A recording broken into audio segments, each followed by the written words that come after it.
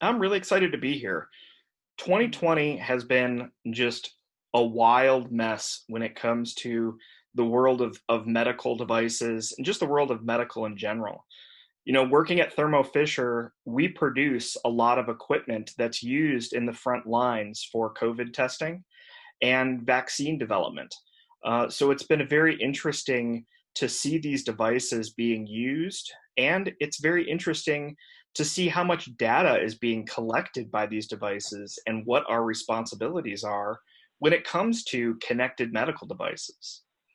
And I kind of want to today, I want to give a glimpse to what a world looks like with a connected medical device, both in a good way and a bad way. And the way I start that conversation is, if I can get the slides to go, is with a family, right? The picture that you see in front of you is a family of children with their mom. And I envision these guys going off to summer camp and kind of living a normal child's life. But in reality, one of these children can't do that. They're a type 1 diabetic. And type 1 diabetes impacts children especially, but adults as well. And it's a very complicated disease that requires a lot of attention to be given, and it really limits the amount that a person can go out and do normal things. When we look at the stress of being a type 1 diabetic, it kind of starts with the first thing you have to do every day and before you eat is to take your blood sugar. You have to stick your finger or get a blood sample and actually test your blood. From there, you have to figure out exactly how much medicine that you need to give yourself. And keep in mind that you have to do this every time you eat something. If you have a snack, if you have a meal, this is a process that you have to go through. And you have to do some math and use some formulas to figure out how much medicine to give yourself. And then, of course, you have to inject that medicine into your body. And some people do this manually, and some people do it with an insulin pump, which we'll talk about here in a minute. We also have to calculate exactly how many carbohydrates we've had in combination with where our blood sugar is at that given moment. There's also all of these other things that can impact a diabetic's insulin levels and blood sugar levels. There's stress, there's the amount of sleep that you've had, there's all of these other environmental conditions that can cause you to react to that insulin differently and react to the amount of sugar in your body differently. What's hard about this is that it is a cycle that never ends.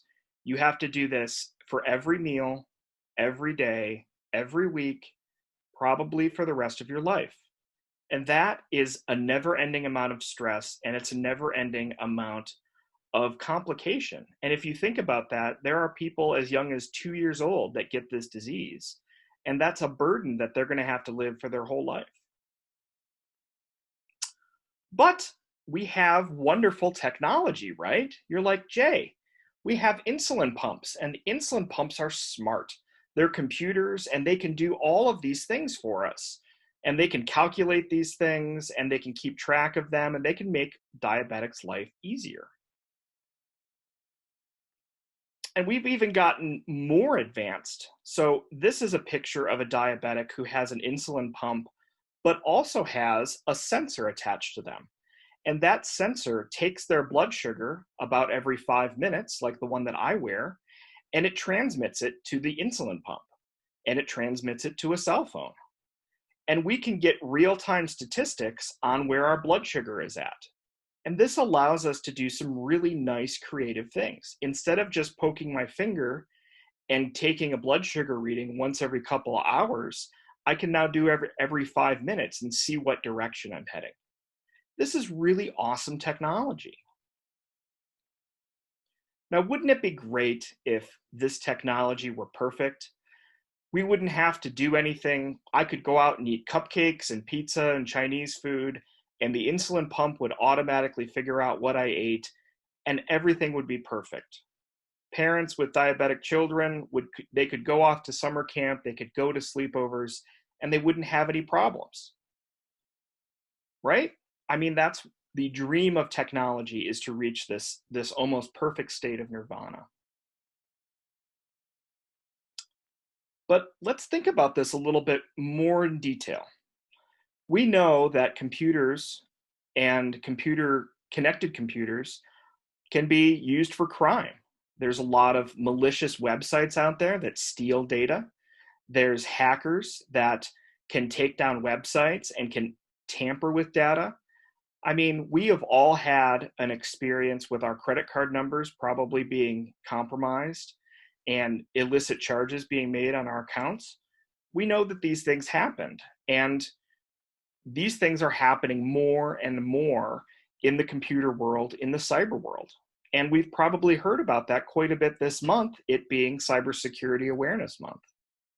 So when we think about these, do we think that maybe there's a problem when we use technology, connected technology, to help manage our diabetes and maybe to make automatic decisions?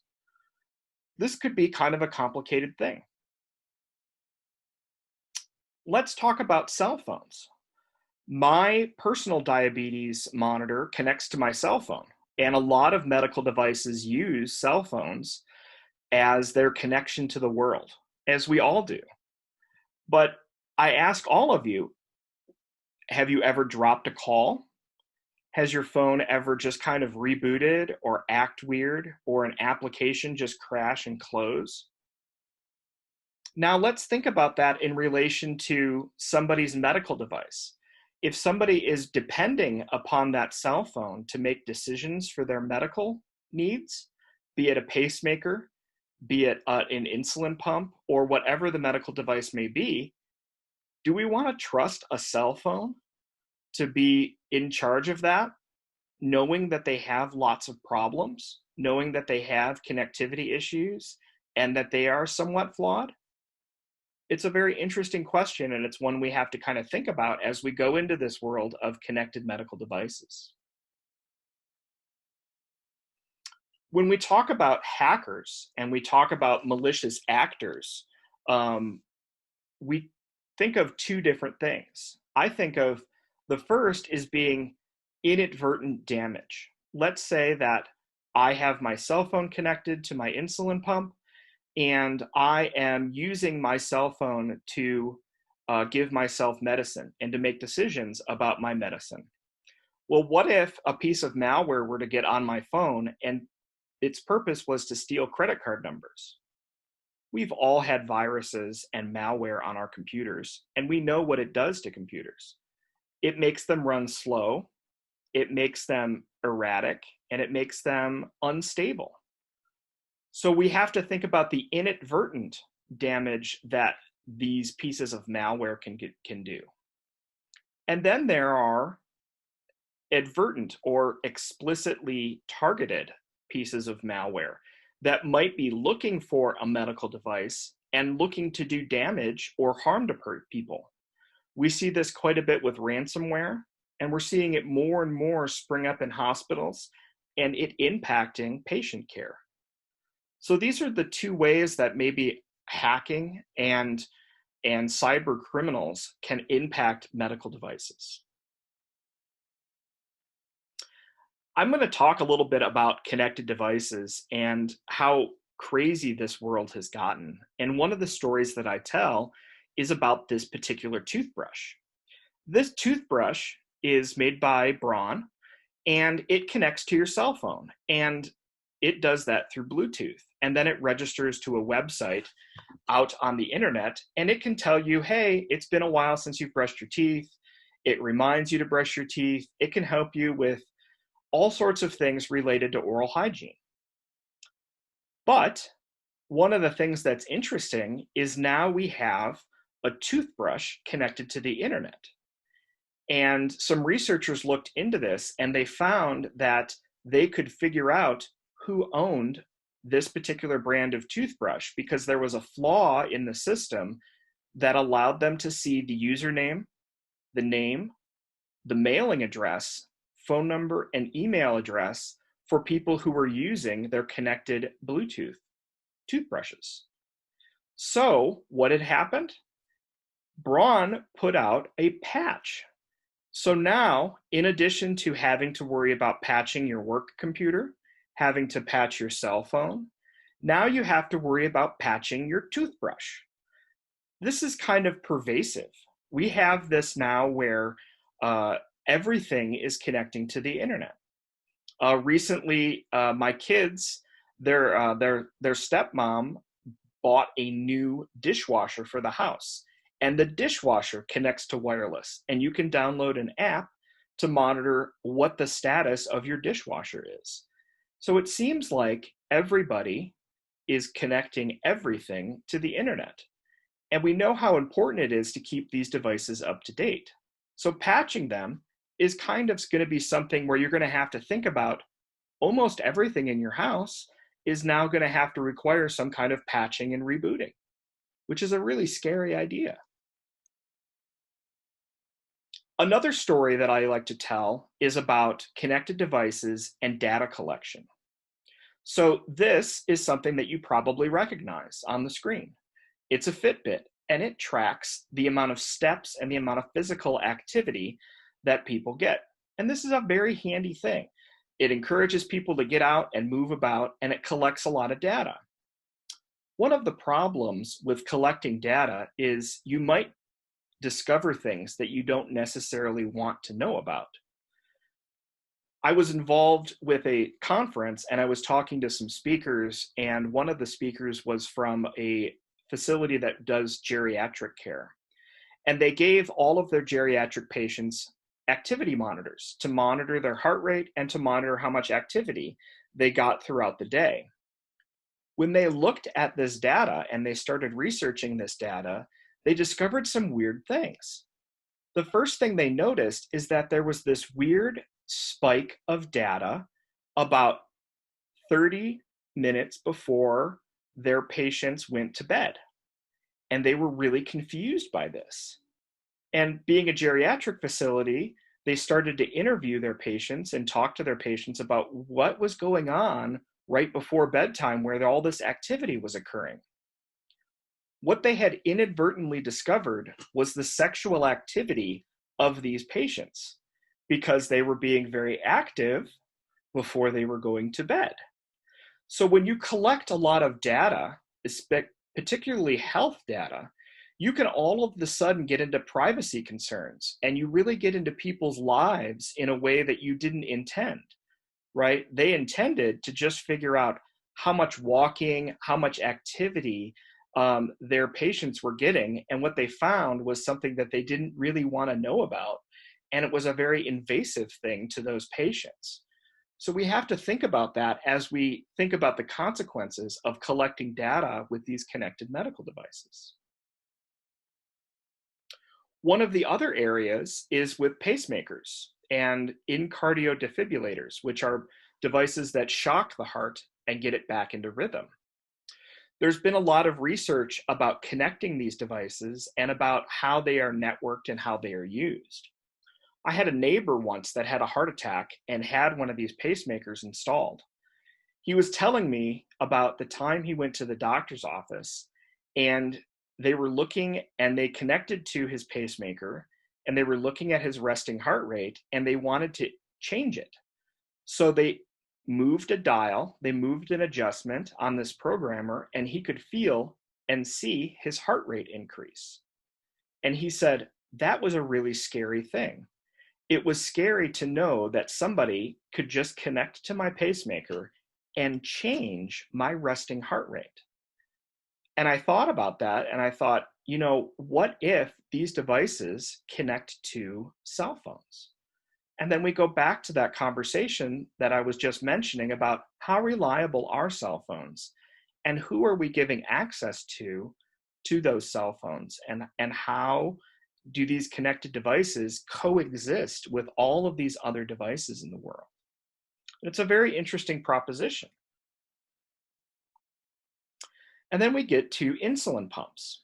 Now, I am a type 1 diabetic, and I have done quite a bit of research on insulin pumps. As Sandy mentioned, I did some research in 2011, and I found that my Medtronic insulin pump was vulnerable. I could change the settings without a user noticing. I could dispense insulin without a user noticing. And that was a very scary thing, and it took a lot of people by surprise. So I got a new insulin pump. I got the One Touch Animas Ping, which is owned by Johnson & Johnson. So what did I do? I researched that as well, and I found that it had pretty much the same flaws, and I published that research in 2016. So every insulin pump that I have had has had major cybersecurity flaws in it. And this is very insightful because these devices I depend on to keep me alive, and a lot of people keep them to keep them alive. And we talk about medical devices, we don't just talk about personal medical devices, but we also want to talk about devices that are in hospitals. And this is something that's been coming up, very hot topic in the last year or so. What you see in front of you is a radiologic machine called MedRad that's made by Bayer, and it runs on Windows. And this particular one is a real live screenshot from a hospital of a ransomware attack on this device. And what it is saying is if you don't pay a certain amount of Bitcoin, $300 worth of Bitcoin, then you're not going to have access to this machine. So in this state, they could not use the machine. They could not take any radiology patient and do what they needed to do to keep patients safe and keep patients alive. And this is something that really scares a lot of hospitals, is you could shut down a hospital if you didn't have access to equipment.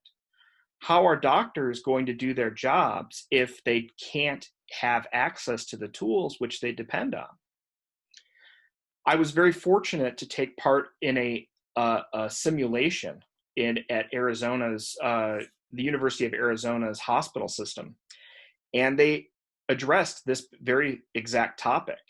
They took medical students that were in training to become doctors, and they put them through simulations. And when they went into the room to diagnose a patient, to treat a patient in an emergency situation, and they went to use this equipment, the equipment said, oh, we can't use that equipment. It's got ransomware on it and it's non-functional.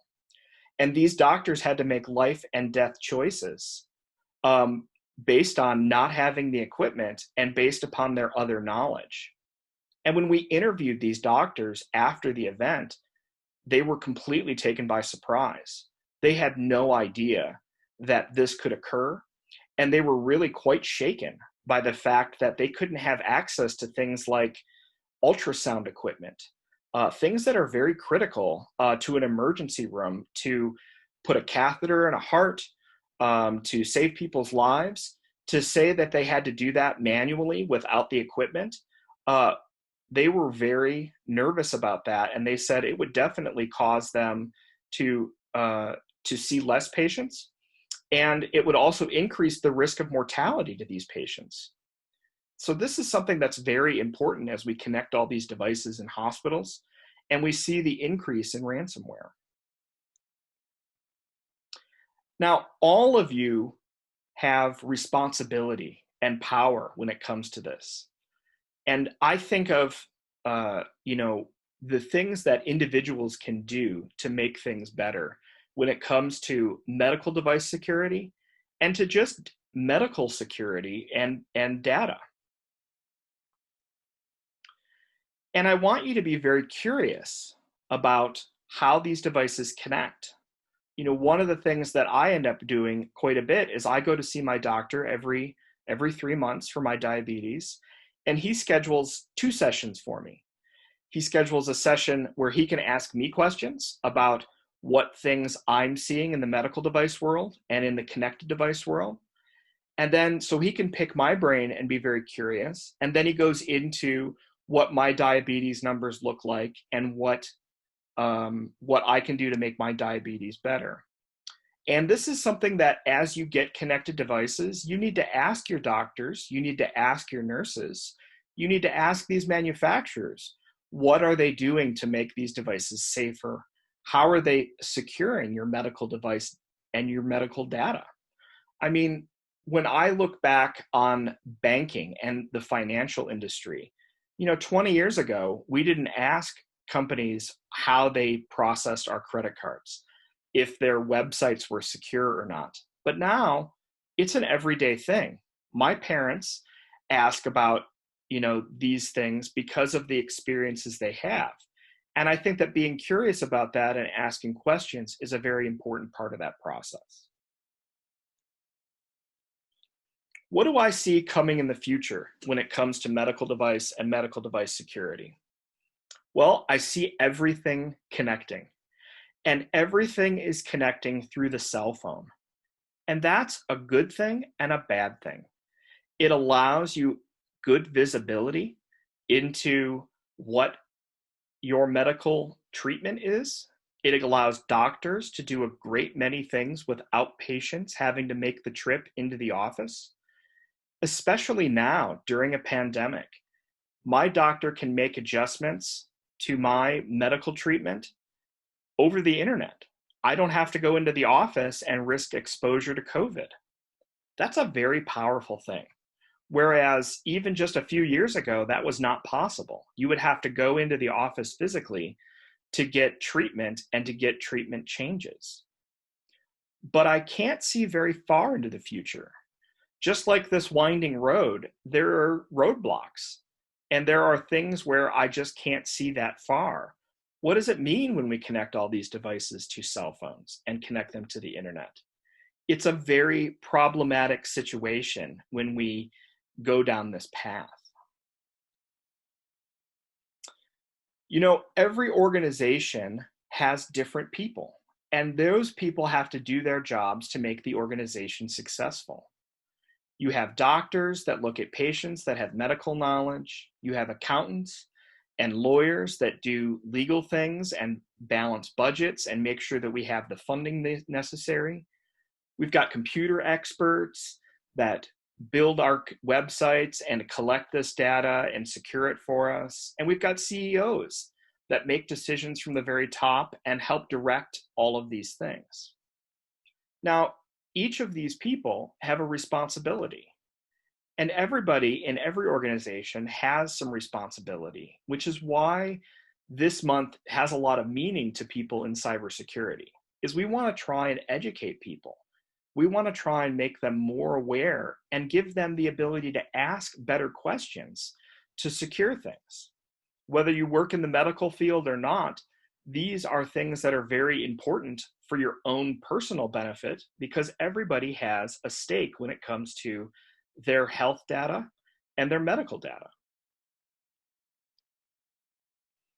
A couple of different things that I think about is I think about passwords quite a bit and about how we can make better passwords. We know we probably shouldn't use our dog's name or our kid's name as our password. And as we go through Cybersecurity Awareness Month and you get awareness training and your HIPAA training and these other trainings which are security related, think about how you can better pick passwords, but also think about how these passwords might impact a medical device. Is it possible to put a password on a pacemaker? Not really. If you had to type in a 15-character password with upper, lowercase numbers and special characters every time you needed to save a person's life, that would be very detrimental. And I think it would slow patient care down quite a bit. So we have to find this balance of using things like passwords in addition to using our medical devices. I also think that another area that's very big is in phishing attacks, in these emails that come to us promising us different things if we click on a link. I know that in our company, we send out test ones monthly. I got mine this morning. And this morning's told me that if I clicked on this link and filled out a survey for Microsoft Office 365 and what I felt about it, they would give me a $25 Amazon gift card. And I looked at the email and I said, well, that would be really cool because I do love shopping at Amazon, but I don't think this is actually true. and I clicked the report fish button and I got congratulations because the email header looked weird. Microsoft Office was spelled funny, and there were other things that set me off that I had learned through my training. And not just my cybersecurity expertise training, but my training that I get on an annual basis, like things in Cybersecurity Awareness Month. So these are very practical things that occur that people need to be aware of, no matter what organization you're in. I also think about data and how data is collected and how data is destroyed. It's very important now, as we used to have paper medical records. Now everything is digitized. And how do we protect those records? How do we make sure that they don't get accessed illicitly or by people that we don't want accessing them? These are very intimate records for patients, and they don't want just everybody looking at them. But there's also a financial cost.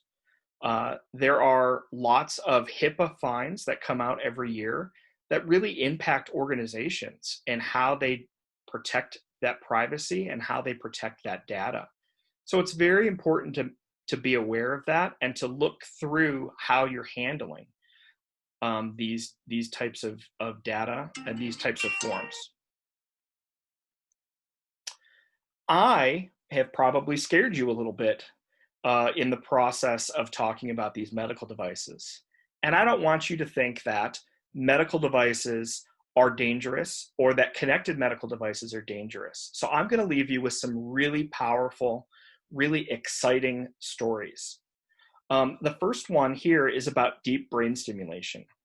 Deep brain stimulation is essentially a pacemaker for the brain.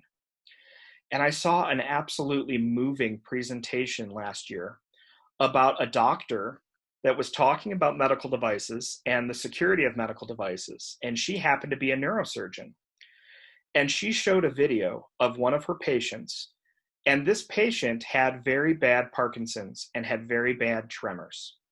And when they showed the before imagery and the before video, this person could not drink from a glass of water. Their hands shook so much that they would just spill the water all over themselves, and they had absolutely no real control of their ability to bring this glass to their mouth and drink. Now imagine that. That's a very life-impacting thing, that you can't feed yourself or drink yourself. That's a pretty low quality of life. So what they did was they installed one of these deep brain stimulators. And it's a very precise thing that goes into the brain, and it basically blocks the electrical stimulation and counteracts the electrical stimulation that causes the tremors. They do this surgery while the patient is awake because it is precision surgery. If you are a millimeter off, it does not work. But when the lead is in the right place, they can turn on the voltage and they control it through a cell phone.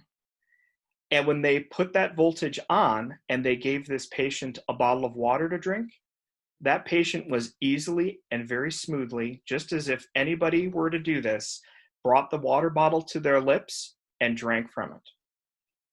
And they could make the adjustments to that. And they basically allowed this person to have a very normal and a very excellent quality of life through this. And they monitor all of that through a cell phone.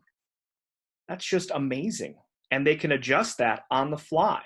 If the patient's having problems with it, they can call their doctor, and the doctor can, through the cell phone connection, adjust the treatment to make it better.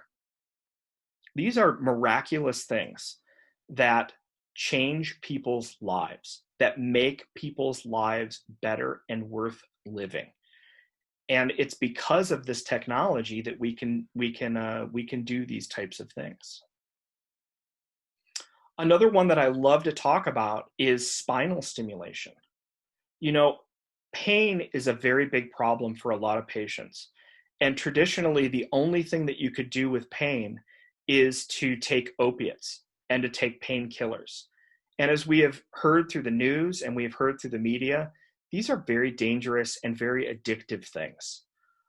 Very similar to the deep brain stimulation, there are companies out there that create spinal stimulators that do the same thing for pain.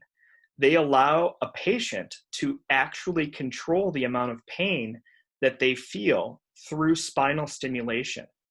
And do you know how they make those adjustments? That's right. They do that through their cell phones. And they can adjust that treatment in real time without having to go to the doctor's office, without having a medical intervention, without having to have surgery again, and without dulling their sense of life with these painkillers that impact their entire body. So now we have options for people and really can change their lives and really give them a safe option to treat their pain. And this is, again, due to connected medical devices and the ability of these devices to do miraculous things because of the amount of computing power and because of their connected nature. So that brings us back to our family that we talked about at the beginning, right? This family, maybe that these kids, maybe their child that has type 1 diabetes can make it to summer camp this year because of a connected insulin pump or a continuous glucose monitor. Hopefully they can go, to sleepovers and have cupcakes and live a normal child's life. And that mom won't have to deal with that stress of, do I need a nurse nearby? And a lot of parents love these connected devices. I talked to some in schools that their little kiddo has their cell phone with them, and their parents can monitor through a website their blood sugar in real time. So they can actually see if the treatment is working and if their child is okay. That peace of mind, that relief that a parent feels knowing that their child is safe is, you can't put a price on that. And you can't say how important that is, because it's just a huge thing. But we all have a responsibility to help make sure that that is safe. Part of that is doing things like picking good passwords. And when we see medical data, we have to make sure that we're taking the best care of it possible. That includes asking questions of our doctors, asking questions about how they handle our data, and making sure that it's safe.